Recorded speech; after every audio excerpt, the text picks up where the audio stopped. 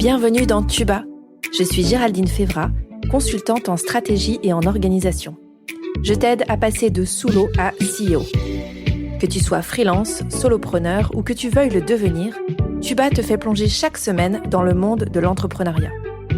Tous les mardis, retrouve un nouvel épisode où je pars à la rencontre d'entrepreneurs. Ici, tu trouveras des idées, des conseils, des outils pour ton business, pour t'aider à entreprendre de manière libre et pragmatique. En clair, pour faciliter ton entrepreneuriat. Bonne écoute! Aujourd'hui, je suis avec Loïc. Bonjour à toi, comment ça va? Ça va bien, toi? Ça va super bien, merci beaucoup. Il fait un peu chaud au moment où on enregistre, mais ça va hyper bien, je suis trop contente d'être avec toi. Pareil. Cette nouvelle saison, on parle de fail en bon français, d'entrepreneur, parce que le storytelling heureux en bon français.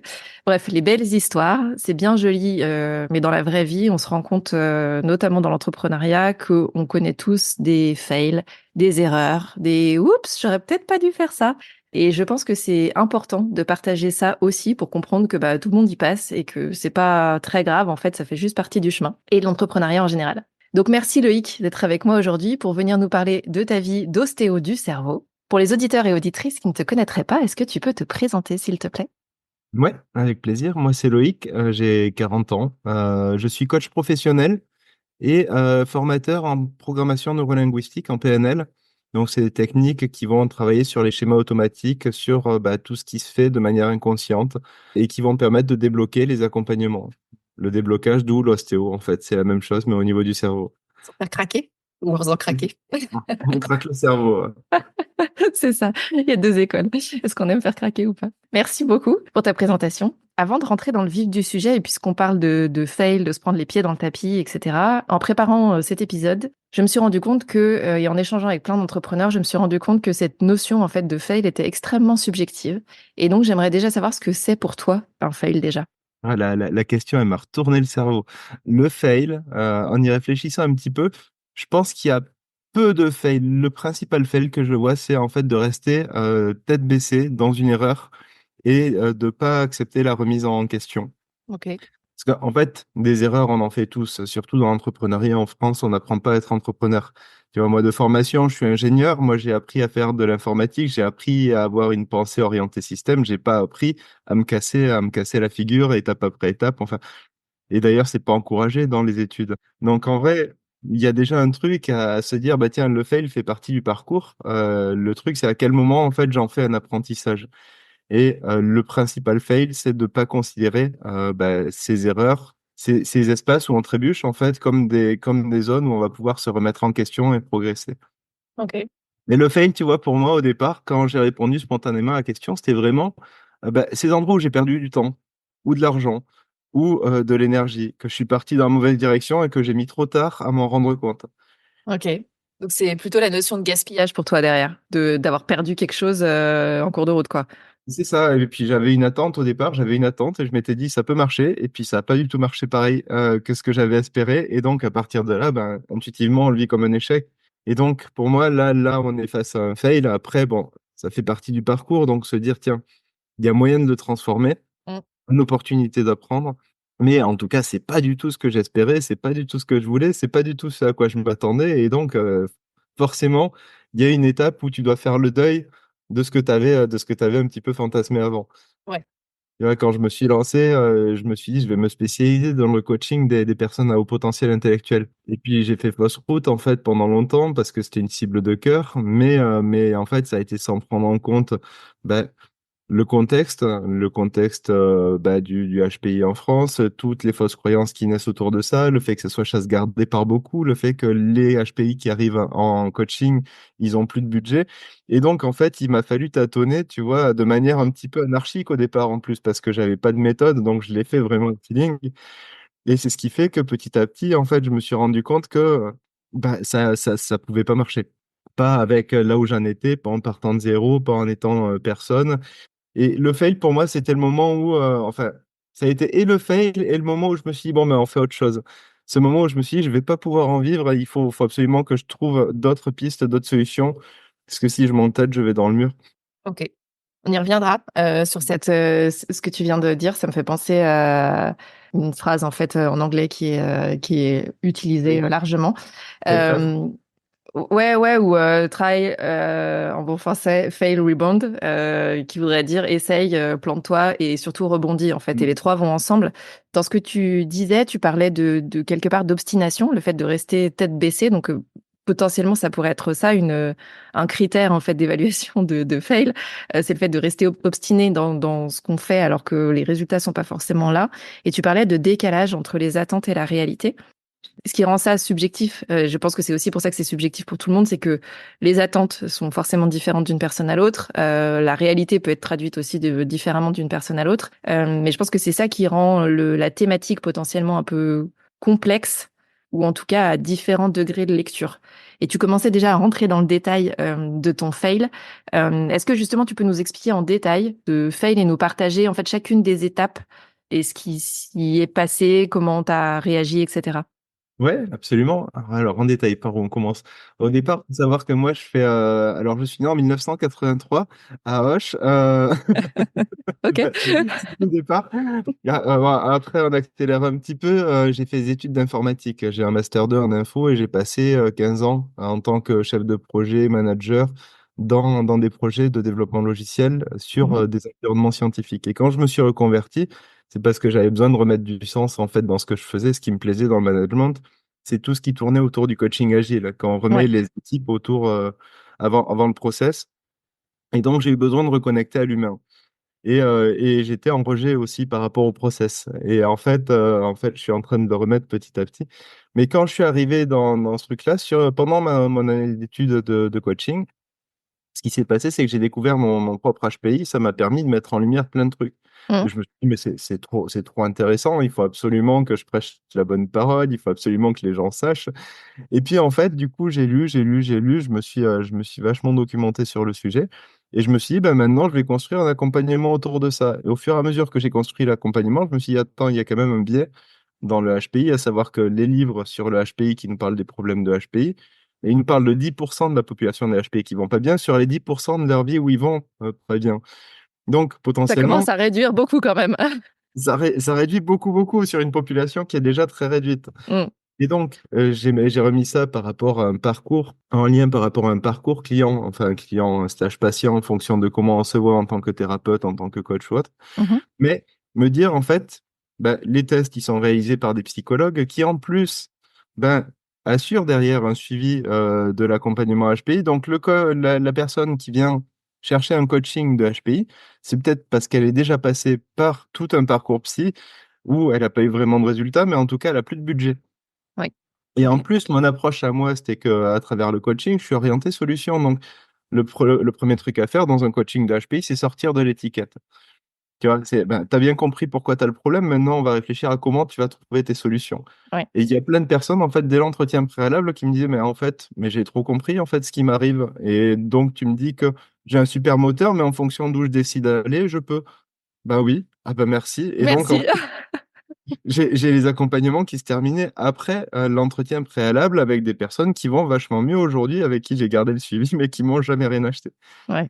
Et donc, en fait, il y avait à la fois la difficulté de trouver des clients, mais en plus, le fait que quand tu trouves des clients, ils restent pas, et que même s'ils avaient envie de rester, ben, ils ont plus de budget après tout un parcours psy. Ouais. Et donc, en vrai, ben, il y a ce que j'aurais voulu faire en tant que coach et en tant qu'accompagnement, Mm. mais en parallèle, il y avait aussi la réalité terrain. Et j'ai été obligé de constater à un moment qu'en fait, entre ce que je voulais faire et la réalité terrain, il n'y avait pas de marché, il n'y avait pas de point de rencontre Ouais. potentiel, ou en tout cas pas de point de rencontre qui aurait pu me permettre d'en vivre. Mm. Et donc, il a fallu que je me demande, tiens, qu'est-ce qu'il faut? Et ça a été, c'est vraiment ce qui m'aide beaucoup, en fait, c'est que je prends régulièrement le temps, tu vois, tous les mois, tous les 2 mois, de me poser pendant 1 ou 2 jours, de prendre mes crayons de couleur, mes papiers, de regarder où j'en suis, de dessiner un petit peu la situation, les pour, les contre, puis de remettre tout ça en lien avec le contexte pour réorienter Ok. qui marchait bien, qui marche plus, qu'est-ce qui fait que ça marche plus? Et inversement, il y a un truc qui marchait pas, qui commence à marcher, qu'est-ce qui se passe? De quelle manière, du coup, on peut accompagner le mouvement Mm. de manière posée, de manière constructive? Et donc, c'est vraiment ça qui m'aide beaucoup, c'est vraiment poser des zones où je me consacre uniquement à la stratégie. De sorte qu'après, au quotidien, sur les aspects tactiques, en fait, sur ce que je fais au quotidien avec mes clients en termes de com et tout, c'est beaucoup plus carré parce qu'en fait, j'ai déjà dessiné le plan de bataille Et je le redessine tous les mois, tous les 2 mois, parce qu'en fait, il dure jamais très longtemps dans un environnement d'entrepreneur. Qui bouge, ouais, c'est ça. Là, c'est déjà la partie un peu solution. Tu as dit un truc hyper intéressant, je trouve, c'est il y avait ce que tu voulais et il y avait la réalité du terrain. Et je pense que c'est souvent quelque chose qui se passe chez les nouveaux entrepreneurs, c'est-à-dire que pour beaucoup, c'est pas le cas de tout le monde, mais il y en a beaucoup qui étaient salariés avant, qui arrivent à une zone de craquage en disant là, c'est bon, c'est plus du tout ce que je veux, je remets en question ce que je faisais jusque-là, etc. Je vais le faire à mon compte. Donc, ils sont à peu près au clair sur ce qu'ils veulent. Mais il n'y a pas forcément cette rencontre avec la réalité du terrain et ce dont le marché aurait besoin. Et ça me fait penser à l'ikigai, en fait, spontanément, parce que quand on parle d'ikigai, c'est quand même des ronds qui se croisent. Et s'il y a ce que tu veux d'un côté et ce que veut le marché ou le terrain de l'autre et que les deux ne se croisent pas, c'est ce que tu as expérimenté, en fait. C'est qu'à un moment, c'est bien d'être au clair sur ce que tu veux, mais si personne n'achète et qu'en effet, tu échanges avec des gens, mais qu'il n'y a pas d'échange financier qui se fait en contrepartie, bah, la solvabilité et la pérennité de ta boîte est quand même assez limitée.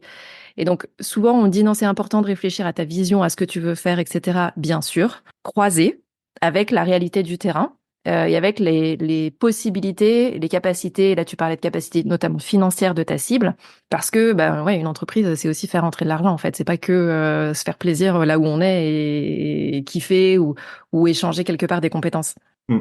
Il y a deux trucs, en fait, il y a deux autres fails que je peux rajouter très, très rapidement. Ouais. Le premier, c'est que, à travers ça, en fait, pendant longtemps, j'ai eu une approche un peu perfectionniste. C'est quoi l'accompagnement parfait pour un HPI?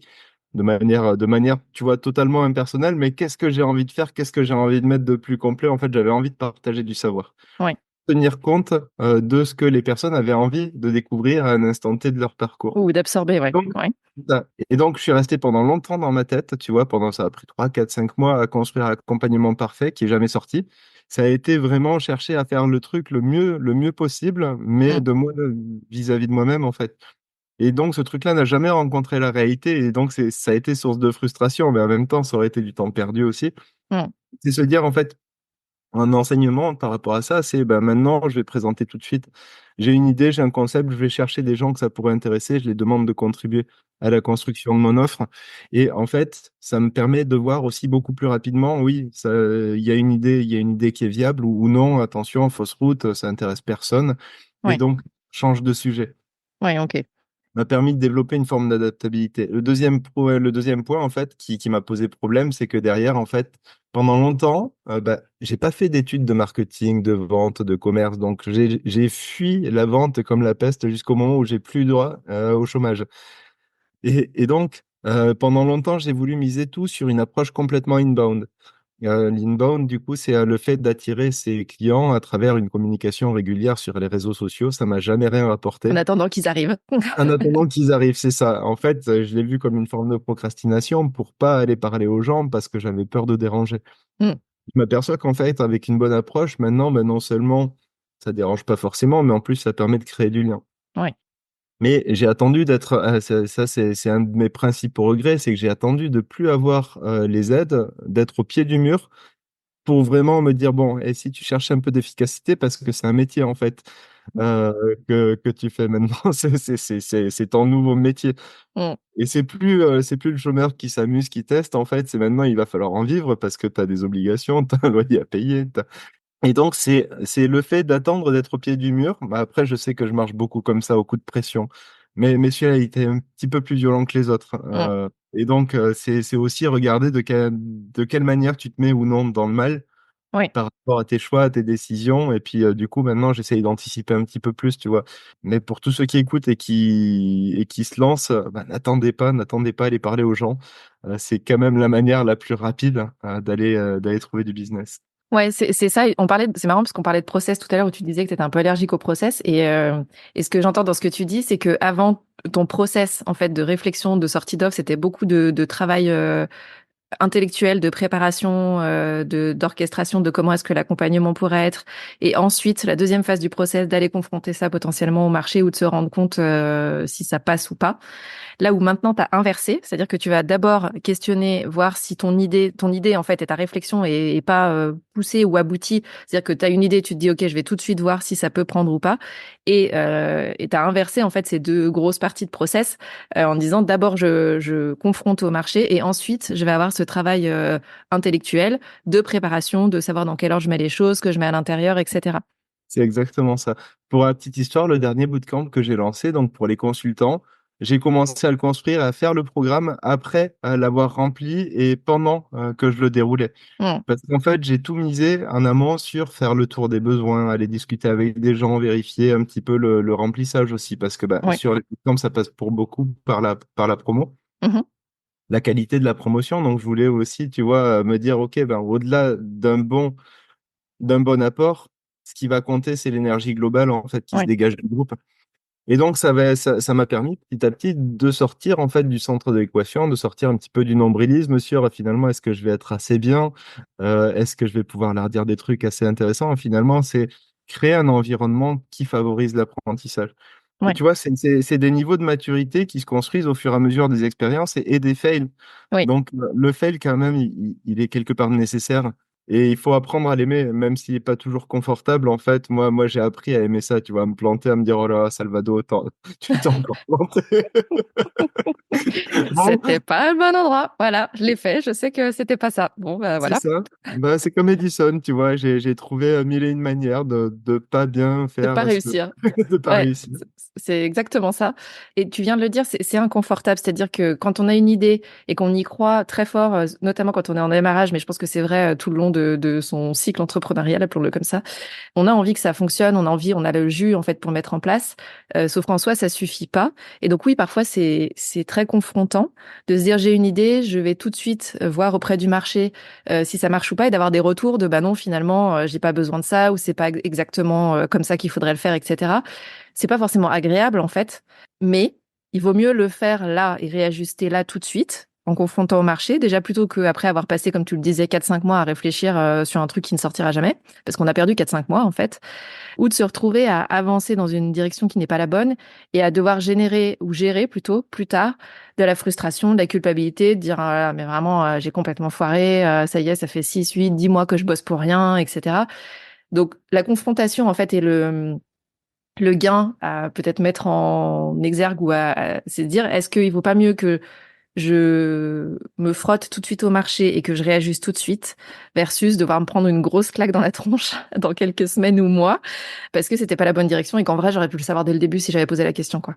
Mais clairement, c'est vraiment ça, c'est le prendre comme un jeu. Et puis au bout d'un Ouais, moment, les gens, ils vont être habitués à me voir me planter. Ça, quelque ouais. chose de presque sympathique, tu vois, Oui, c'est, mais pour autant, tu vois, sans négliger derrière l'excellence que je vise après, une fois que je sais que l'idée est bonne, qu'il y a un vrai besoin. Donc, c'est alterner entre les phases de test, mm, les phases de prod, et ensuite, bah, profiter, une fois qu'il y a un projet qui est lancé, des retours pour continuer à améliorer.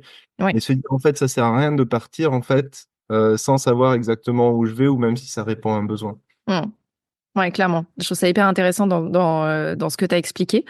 Les retombées pour toi, tu nous en as un peu parlé de ce fail, si on va parler de la partie par exemple accompagnement que tu as monté et qui n'est jamais sorti, mais pour toi et pour ton business, tu nous disais ça a généré de la frustration, de te rendre compte que finalement t'étais pas forcément au bon endroit et que c'était pas que oui, tu avais très envie de développer cet accompagnement pour les HPI, mais que finalement c'était peut-être pas la chose à faire.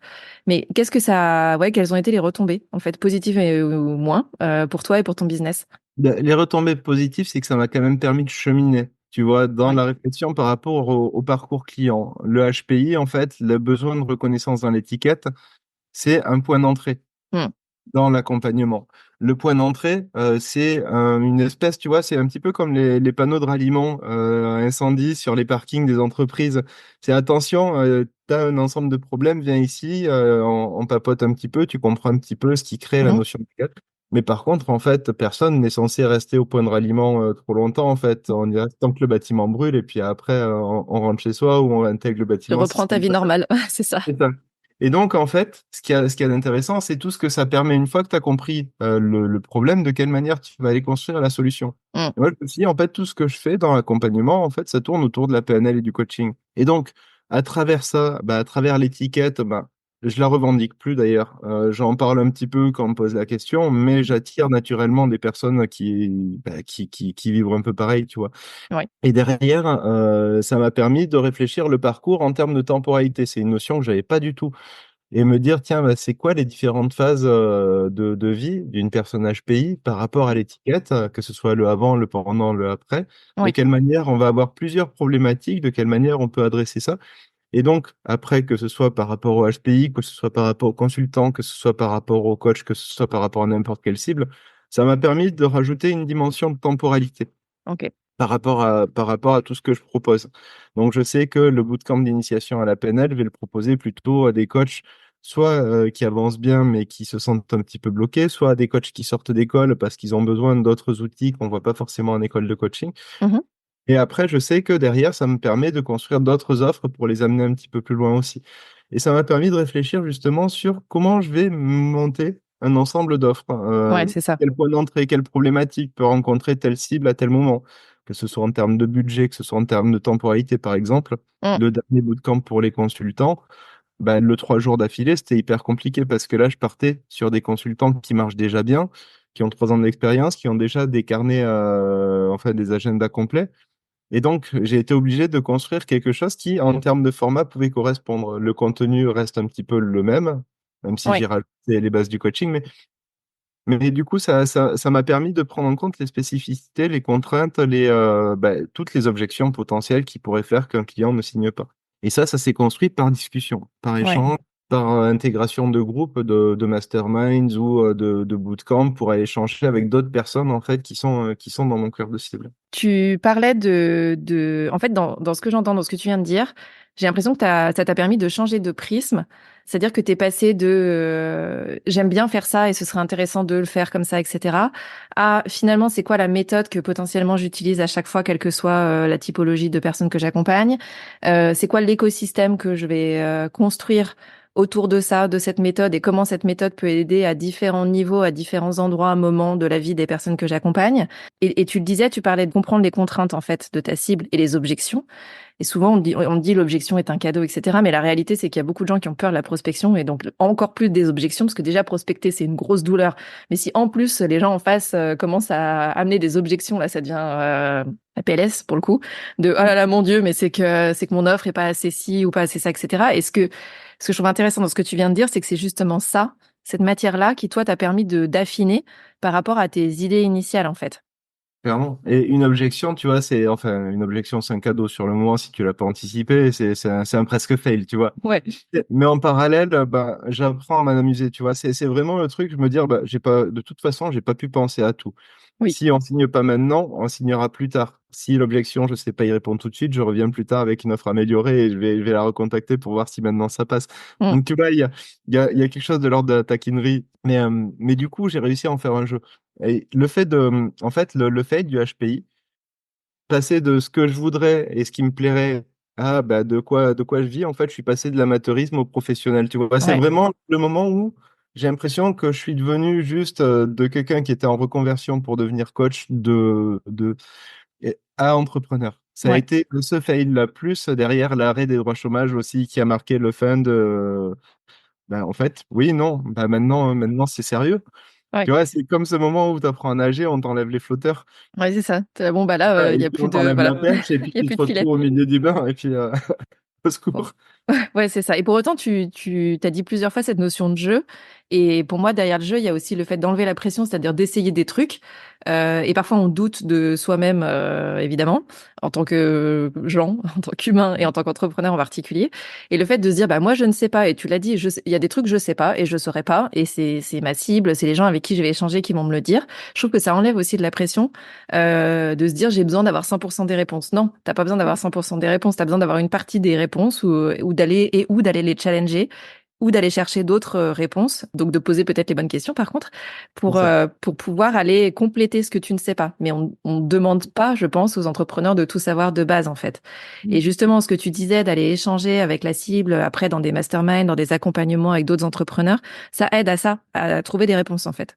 Clairement. C'est vraiment une histoire de posture, d'ouverture, de curiosité. De toute façon, une Bon, personne qui nous émet une objection, c'est pas vis-à-vis de nous en tant que ouais, personne, c'est vis-à-vis de ce qu'on lui propose. Et sur une offre à 2 000 euros, bah, tu comprends que bah, moi-même, en tant que consommateur, je lâche pas 2 000 euros si j'ai des objections. Ouais. Je peux pas lui en vouloir Mm. de me soumettre. Et puis même, elle m'explique un petit peu comment je vais faire pour lui vendre correctement la prochaine fois. Oui. Et donc, à travers ça, enfin, je veux dire, elle aurait la plupart des personnes, plutôt que de lever des objections, ils peuvent simplement raccrocher ou interrompre la discussion, dire non, ça ne m'intéresse pas. Personne qui t'explique ce qui fait qu'elle n'est pas intéressée, c'est potentiellement qu'elle te dit aussi que bah, il y a une partie de ce que tu fais qui l'intéresse. Ouais, c'est ça. Et Mm. c'est vraiment ça, c'est de quelle manière je construis la relation dès le départ avec une personne qui, à terme, sera sans doute mon client. Mm. Et donc, si je me froisse dès le départ, est-ce que je vais encore avoir envie de travailler après, si j'ai pris personnellement ces objections? Ou est-ce que, bah, tiens, on commence à construire un rapport collaboratif plus serein, plus apaisé, presque. Et de quelle manière, dès cette phase de prospection, d'ailleurs, je n'utilise pas le terme de prospection, ça, c'est un terme que je dois à Lucas Baldinger qui parle de prise de contact. Ouais. C'est la prise de contact avec la personne qui va faire que petit à petit, ben, tu consolides Mm. la relation et au bout d'un moment, la vente devient une conséquence naturelle de la relation qu'on a construite. Mm. Et donc, c'est vraiment se dire, en fait, je vais pas mettre trop d'enjeux sur le premier message. Par contre, il faut que ben, ce soit au moins un message que moi, j'accepterai de Ouais. recevoir, de lire, que je prendrai plaisir à lire. Mm. Et donc, les approches full automatisées qui me vous voient alors que je tutoie tout le monde Bonjour, dessus. prénom. Bonjour, prénom. Enfin, bon, ça, je le fais, tu vois, le bonjour. Ah oui, enfin, si, Non, mais quand c'est le, voilà, c'est ça. Quand tu vois que c'est tellement automatisé que le robot n'a pas mis le prénom à la place de prénom, donc voilà. Ouais, je me suis fait avoir hein, d'ailleurs ça au départ. T'as des personnes qui mettent leur titre, Respire Sophro par exemple, ou des trucs comme ça. Du Ouais, coup, ça s'envoie un message, bonjour Respire Sophro. Et tu te dis, bon, bah, en fait, l'automatisation, c'est bien, mais ça a aussi ses ça a ses limites. limites. Ouais. Bon, ça m'a permis, en tout cas, sur un temps, d'automatiser, de lâcher un petit peu la pression, parce que je me mettais beaucoup de pression sur le message d'accueil. Mm. Maintenant, j'ai changé d'approche, je me suis dit, j'ai pas besoin d'avoir beaucoup de clients, j'ai besoin d'avoir les bons clients. Ouais, c'est ça. Et puis c'est dilué en fait, c'est-à-dire que le message d'accueil, c'est pas là que tout va se jouer. Comme tu dis, c'est une prise de contact pour établir un premier contact, commencer à échanger ensemble, etc. Donc ça va se faire dans le temps. Tout se joue pas sur un message de quelques lignes en fait. Et du coup, ça enlève aussi la pression de ce message-là doit être absolument parfait. Mm. Ce qui est impressionnant au départ, tu vois, c'est que comme j'étais dans l'urgence à la fin de mes droits chômage, je me suis dit, il faut que j'aille trouver des gens et que je vende à des gens. Oui, Et en vrai, ça a semi-fonctionné, dans le sens où, ben, au départ, il y a des personnes qui ont accepté d'échanger, mais en fait, ça n'a pas été beaucoup plus loin. mm, Et donc, se dire, tiens, finalement, ce que je crée maintenant en termes de prospection, c'est potentiellement des résultats dans 6, 9, 12 mois. ouais, Et surtout enlever l'enjeu, parce qu'en fait, si on se met de l'enjeu, on met de l'enjeu au prospect qui en a peut-être déjà suffisamment de son c'est propre ça. côté avec ses projets pro, ses projets perso, ses propres soucis financiers d'entrepreneur, ses Mm, propres priorités aussi à gérer. Et donc, c'est bien prendre en compte, tu vois, l'environnement du client mm, pour amener potentiellement une envie plus ouais, qu'un sentiment de devoir acheter, tu vois. Et l'optique est complètement différente ensuite dans la manière dont se déroule la prestation. clairement, clairement. Si c'était à refaire, est-ce qu'il y a quelque chose que tu ferais différemment? C'est-à-dire, est-ce que tu maintiendrais ce fail pour tout ce que ça t'a apporté, ou est-ce que, je sais pas, tu ferais quelque chose différemment? Bah, je pense que si j'avais mon moi du futur qui pouvait retourner 2, 3 ans en arrière, qui dit, bon, Salvador, tu es en train de procrastiner, tu juste pas envie de vendre, je te donne 2, 3 clés bien utiles, et essaye ça. Et, Ouais, euh, et, et je pense que tu vois, ça, je l'aurais écouté. ok. Tiens, je te dis pas d'arrêter tout de suite, mais teste 2, 3 trucs et regarde ce que ça donne pour toi. Mm, Et ça, je pense que je l'aurais fait. Je pense que je me serais planté pareil. J'aurais testé aussi. Par contre, il y avait des faux projets, il y avait des fuites en avant. Et puis je le voyais en plus, mais j'avais pas encore les clés pour trouver une autre orientation. Donc je ok. pense que j'irai chercher, tu vois, peut-être d'autres conseils ou ouais, et puis je pense que je me dirais, Salvador, tu es encore en train de procrastiner, va faire autre chose. On le voit tous les deux. Tu sais très bien que tu es en train de te mentir à toi-même. Allez, va parler aux gens. On le sait, maintenant ça suffit. C'est ça. Va parler aux gens, va parler aux gens, va parler aux gens. C'est le conseil que tu donnerais aussi à quelqu'un qui s'apprête à commettre la même boulette? Parce que là, c'est Ouais, c'est toi avec toi-même, quelqu'un qui s'apprêterait à faire exactement la même chose. Tu donnerais les mêmes conseils? clairement. Va t'amuser, va parler aux gens, teste sur le terrain. Et puis on va te dire non, et puis des fois on te dira oui, tu seras surpris. Et puis des fois on te dira non, et puis ça fait partie du jeu. Et parfois on te dira non, pas tout de suite. Et ça, C'est c'est ça. bien. Ça va te permettre de construire une liste de prospects intéressés pour plus tard, Mm. qui iront peut-être non plus tard aussi. Mais finalement, c'est lever l'enjeu. Ouais. C'est Hormozy qui dit volume negates luck. Le volume annule la chance. Et au bout d'un moment, bah, plus tu parles à des gens, plus tu as de chances que tu aies des gens qui te disent oui. Mathématiquement, oui. Mathématiquement. C'est ça. Et tu viens de dire lever l'enjeu et tout à l'heure tu parlais de jeu. Donc pour moi c'est un peu lever l'enjeu mais garder le jeu. Le jeu, ouais. Parce que depuis tout à l'heure tu parles quand même beaucoup de ça et du fait de bah ouais quand on joue il y a des fois où on gagne des parties, des fois où on les perd et bon bah voilà ça reste un jeu quoi. Mais clairement, tu vois, ma journée, je la vois vraiment comme une partie de SimCity ou de.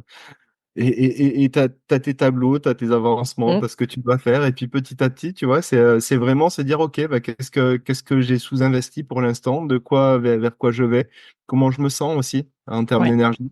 Parce que le problème, c'est que quand on a plein d'idées, qu'on veut aller hyper vite sur tout et que derrière, bah, au bout d'un moment, on s'y épuise. Et si on ouais. s'épuise, au bout d'un moment après, il y a toujours cette phase où bah, pendant quelques jours, t'es HS, en fait, t'es complètement KO et tu peux plus rien faire. Donc, Mm. tu perds ton avance.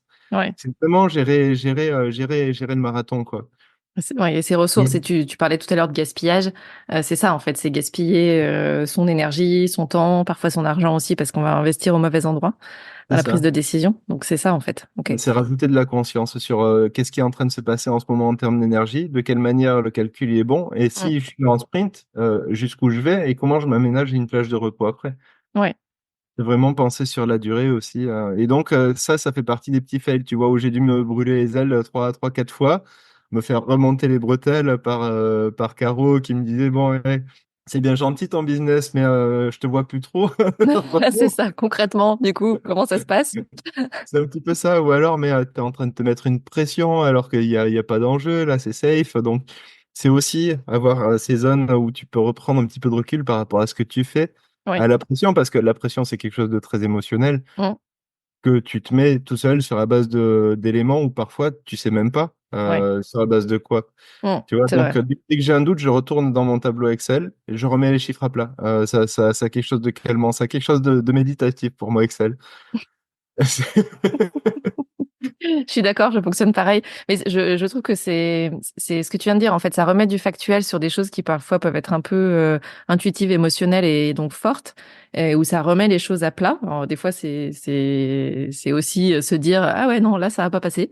Mais en tout cas, ça ce côté les choses sont posées, sont visibles. Et qu'est-ce que je fais à partir de là? Et tu parlais tout à l'heure de stratégie, de fait de prendre du recul et de se dire, bon, bah, concrètement, je sais que je peux me foirer sur tel ou tel truc, je suis en train d'essayer des choses. Je vois aussi factuellement ce que ça apporte ou ce que ça n'apporte pas en termes de chiffres dans mon fichier Excel. Et donc, bah, quelle décision je prends à partir de là, en Mm. fait? C'est exactement ça. Et se dire, OK, ben, les intuitions, les émotions, les chiffres, ben, c'est des indicateurs de prise de décision. Mm. Il y a un truc qui fait que j'ai besoin d'y retourner de toute façon, c'est qu'il y a quelque chose qui fait que je vais devoir prendre une décision. Ouais. Et donc, de quoi j'ai besoin, en fait? À quoi je vois aujourd'hui que je me sens pas bien? Mm. Est-ce que c'est par rapport à de l'absence de sérénité? Est-ce que c'est par rapport à de l'essoufflement? Et à partir de là, me dire, bon, ben, qu'est-ce qui nourrit ça aujourd'hui? De quelle Mm. manière? De quelle manière ce que je fais sert la vision? Est-ce que je le fais parce que je dois, mais j'ai l'impression que je fais fausse route? Et après, remettre le factuel sur, ben, j'ai besoin de combien? Ouais. Qu'est-ce que je peux couper là maintenant pour dégager du temps? Mm. Et de quelle manière ça me permet ce temps-là de réfléchir pour gagner ensuite en sérénité? Ouais. C'est vraiment s'aménager aussi des espaces de temps sur Mm. la base de combien je peux libérer, qu'est-ce que je peux ne pas prendre ce mois-ci Mm. sans me mettre en difficulté, mais qui va me permettre d'être plus serein sur les mois à venir ou de revoir ma rentabilité. Et donc petit à petit, ben, se dire, ben, ouais, il y a vraiment ces phases-là où ben, je sais moi que j'en ai besoin. Et c'est ce qui fait que petit à petit, ben, le projet tel qu'il est aujourd'hui, jamais je l'aurais anticipé, tu vois, quand je me suis reconverti en 2020. C'est ça qui est beau. Mais c'est Mm. aussi le fait de rationaliser, et c'est ça, et de d'ajuster. Et je pense que les fails, c'est aussi ce que ça dit, c'est au fil de l'eau et au fil des fails, pas facile, de pouvoir ouvrir certaines portes, en fermer d'autres. Et c'est ça. Et quand on commence, on sait pas forcément où ça va aller. On sait pas forcément la destination de manière très claire, mais c'est le fameux chemin qui va ensuite prendre des directions et puis des fois des détours, des fois des raccourcis. Mais c'est ça, en fait, l'intérêt, je pense, et c'est aussi, je pense, ce qu'on vient chercher quand on est entrepreneur, en fait. C'est exactement ça. Tu vois, parce qu'au départ, Bilbo, non, c'était Frodon, quand il devait porter l'anneau, il avait prévu d'aller jusqu'à Foncombe, en fait. Il ne se voyait pas tirer jusqu'au Mordor. C'est ça. Et Et, peut-être que si on lui avait dit au départ, il leur dit ah non non mais moi les gars non pas du tout, j'y vais pas, même pas je pars en fait. moyen chaud. C'est ça. Peut-être que ça peut en faire partie. Est-ce qu'il y a des ressources qui, toi, t'ont aidé ou qui pourraient aider des gens qui rencontreraient ou qui seraient dans le même fail ou dans les mêmes obstacles que ce que toi, t'as traversé? On parlait tout J'ai à l'heure de mastermind, d'échange. Est-ce que, voilà, il y a... j'ai eu la chance, en allant parler aux gens, de savoir bien m'entourer. J'ai vite rencontré, à partir de 2021, j'ai fait pas mal de bootcamp avec des entrepreneurs un petit peu plus avancés que moi et qui n'étaient pas du tout dans le même corps de métier. Oui. Donc, j'ai systématiquement cherché à m'éloigner des coachs le plus possible parce que je savais qu'il y a 80% des coachs qui vivent pas bien de leur activité. Donc, je Mm. me suis dit, en fait, moi, je veux aussi des entrepreneurs qui peuvent avoir un regard différent, Oui. complémentaire, d'autres bagages. Se dire, tiens, le coaching, c'est bien, mais en fait, il y a un truc qui me suffit pas. Et aller me former régulièrement avec des personnes qui ont su m'apporter petit à petit pas mal de choses. Quand je me suis inscrit, tu vois, j'ai fait plusieurs bootcamps. J'ai fait Thibault Louis en 2021 pour apprendre Mm. à publier sur les réseaux sociaux.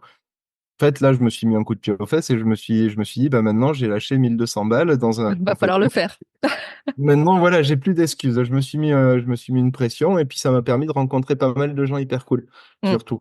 D'aller trouver des gens qui étaient dans la même dynamique, un petit peu, tu vois, libre, un petit peu pirate, un petit peu dans comment on crée un environnement modulaire pour les solopreneurs, Oui.